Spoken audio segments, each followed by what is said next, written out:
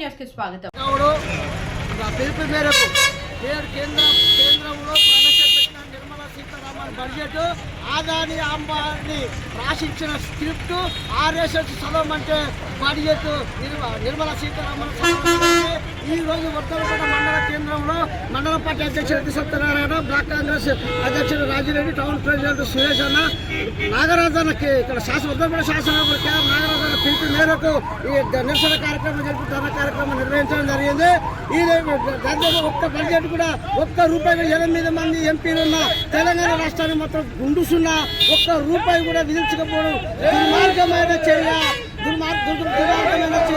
బీజేపీలను రేపు గ్రామాలలో స్థానిక ఎలక్షన్లలో బీజేపీ కార్యకర్తలను తిరగనేమో, గ్రామాలలో తిరగనేమో తక్షణమే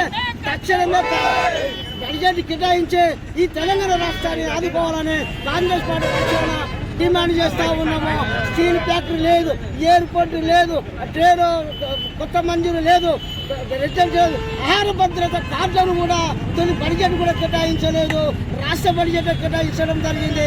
ఈ రాష్ట్రము కాంగ్రెస్ పార్టీ అనుకూలంగా ఉన్న రాష్ట్రం అని చెప్పి ఒక దుర్బుద్ధితోటి బీజేపీ పాలిత రాష్ట్రాల్లో మాత్రమే బడ్జెట్ కేటాయించడము. బీఆర్లో జరిగే ఎన్నికల దృష్టి పెట్టుకొని ఎక్కువ మొత్తంలో బడ్జెట్ కేటాయించి ఇలా తెలంగాణకు తీవ్ర అన్యాయం అయింది. ఇక్కడ టీఆర్ఎస్ నాయకులు బీఆర్ఎస్ నాయకులు ఎందుకు స్పందించడం లేదు?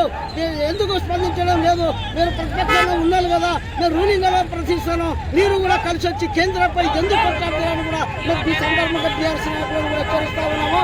తక్షణమే ఈ బడ్జెట్ను అలా పునరుద్ధరించి తెలంగాణ రాష్ట్రానికి బడ్జెట్ కేటాయించాలని చెప్పి కాంగ్రెస్ పార్టీ పక్షాన డిమాండ్ చేసి ముగిస్తున్నాము.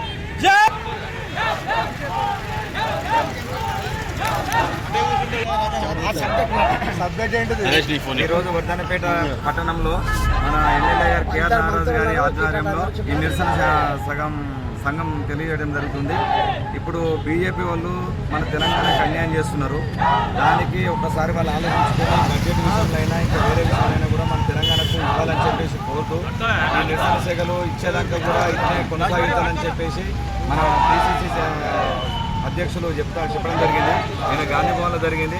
ఈరోజు అన్ని పట్టణాలలో, మండలాలలో, గ్రామాలలో కూడా నిరసన శాఖలు తెలియజేయడం జరుగుతుంది. దీని మేరకు తెలంగాణ ప్రభుత్వం పట్ల కేంద్ర ప్రభుత్వం చూపించిన నిర్లక్ష్యానికి బదులుగా మేము ఈరోజు రోడ్డు మీద మహాధర్నా చేస్తున్నాం. దీనికి మాకు బడ్జెట్లో మాకు నిధులు కేటాయించినందుకు మేము భారీగా నిరసన వ్యక్తం చేస్తున్నాం. ఖచ్చితంగా ఈ ధర్నాలు ఇలాగే కొనసాగుతాయి. మాకు మా కేంద్ర ప్రభుత్వ నిర్లక్ష్య వైఖరిని మార్చుకొని బడ్జెట్ మాకు మన బడ్జెట్ కేటాయించాలని కోరుచున్నాం.